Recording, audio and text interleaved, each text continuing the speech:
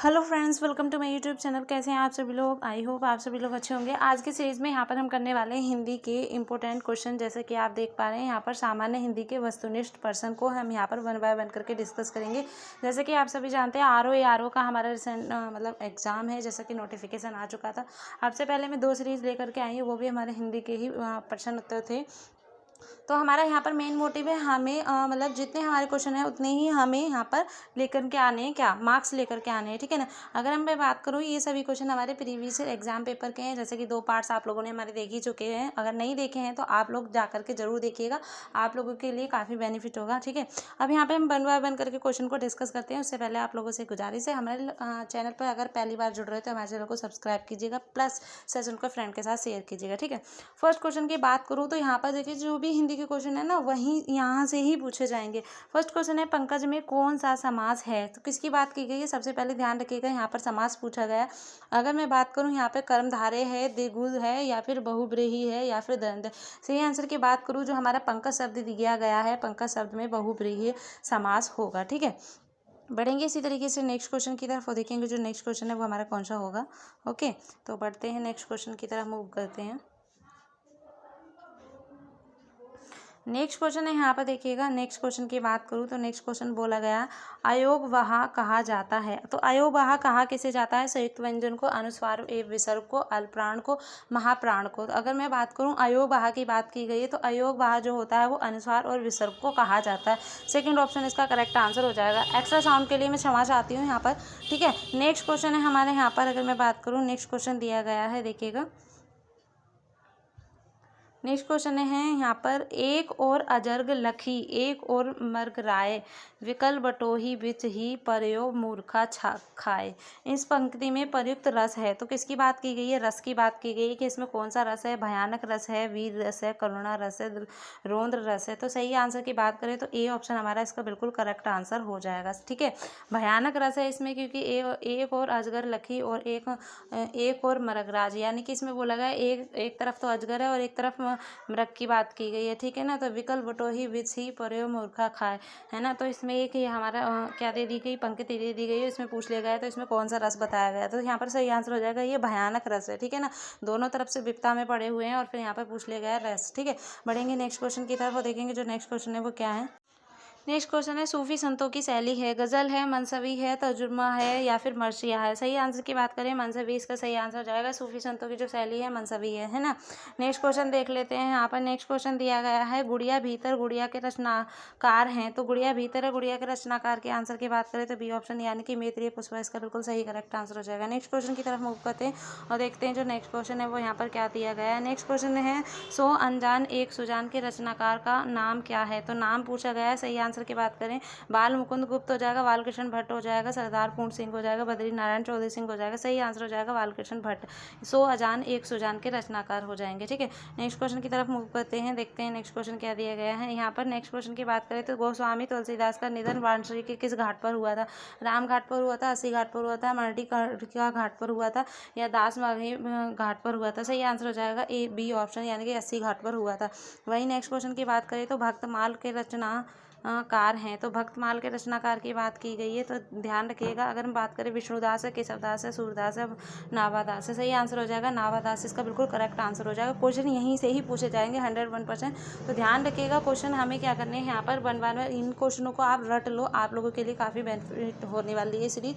हिंदी में हमें full marks लेकर के आने, वही बात करें जीएस की सीरीज भी आप लोगों के लिए आती रहेगी वन बाय वन करके। नेक्स्ट क्वेश्चन की तरह मूव करते हैं, देखते हैं जो नेक्स्ट क्वेश्चन है वो यहाँ पर क्या दिया गया है। नेक्स्ट क्वेश्चन है, कौन सा वाक्य शुद्ध है? हमें 4 ऑप्शन दे दिए गए हैं। गलियों को चौड़ा करना है, परशुराम के क्रोध आदि में क्षेत्रियों को जला दिया है, ये वृक्षों पर कोयल कूक रही है, खेतों में लंबे लंबे घास उग गए हैं। सो कहीं कौन सा यहाँ पर शुद्ध की बात की गई? तो यहाँ पर देखिए वृक्षों पर कोयल कूक रही है ना। तो यहाँ पर ये गलत हो जाएगा। खेतों में लंबे लंबे घास उगाए, ये क्या है? ये भी गलत हो जाएगा। शुद्ध की बात की गई, ये ऑप्शन हमारा बिल्कुल आंसर हो जाएगा, ठीक है। अब हम पढ़ेंगे नेक्स्ट क्वेश्चन, देखेंगे। वही नेक्स्ट क्वेश्चन की बात करें तो नेक्स्ट क्वेश्चन दिया गया, देखिएगा। विधाती में कौन सी संधि है? किसकी बात की गई है? विधाती की बात की गई है। गुण संधि है, या फिर अगर हम बात करें वृद्धि संधि है, यड़ संधि है, दीर्घ संधि है। सही बात करें तो विधाती की बात की गई, तो यहाँ पर सही हो जाएगा डी।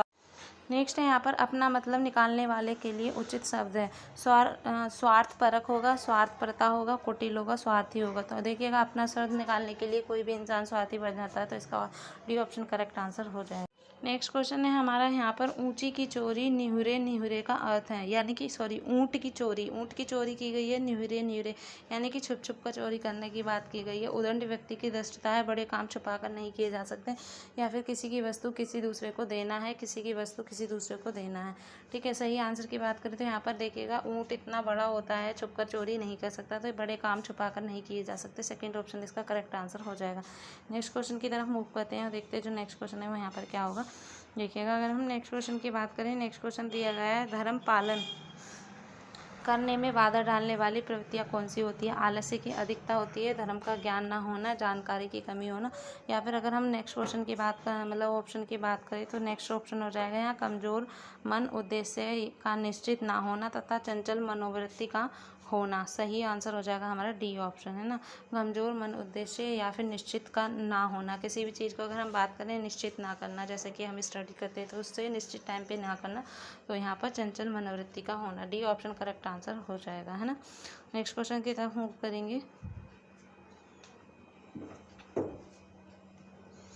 वही नेक्स्ट क्वेश्चन है यहाँ पर देखिएगा संसार के बड़े बड़े लोगों ने सबसे श्रेष्ठ माना है, तो कुछ लोगों ने सबसे श्रेष्ठ माना है किसको, परोपकार को, सदाचार को, अपने कर्तव्य को, उच्चतम चरित्र को। तो यहाँ आप आसानी से आंसर लगा करके आ सकते हैं अपने कर्तव्य को। कुछ क्वेश्चन हमारे ऐसे आते हैं बिल्कुल ईजी वे के होते हैं जो हम बिना पढ़े ही लगा करके आ सकते हैं, तो ऐसा आप लोगों के साथ भी होना चाहिए जब आप एग्ज़ाम देने आएंगे। ठीक है, ठीक। अब हम बढ़ते हैं नेक्स्ट क्वेश्चन। नेक्स्ट क्वेश्चन हमारे यहाँ पर दिया गया है निवलता शब्द में उपसर्ग और प्रत्यय का सही विकल्प है। निर प्लस वलता आ, निर प्लस वल प्लस ता। यहाँ पर किसकी बात की गई, उपसर्ग और प्रत्यय की बात की गई है। किस कौन से शब्द में, निर्बलता शब्द में।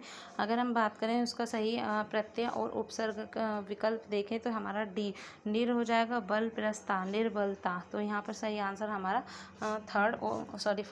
फोर्थ ऑप्शन बिल्कुल करेक्ट आंसर हो जाएगा, है ना। बढ़ेंगे इसी तरीके से हम नेक्स्ट क्वेश्चन की तरफ मूव करते हैं और देखते हैं जो नेक्स्ट क्वेश्चन है वो यहाँ पर क्या है।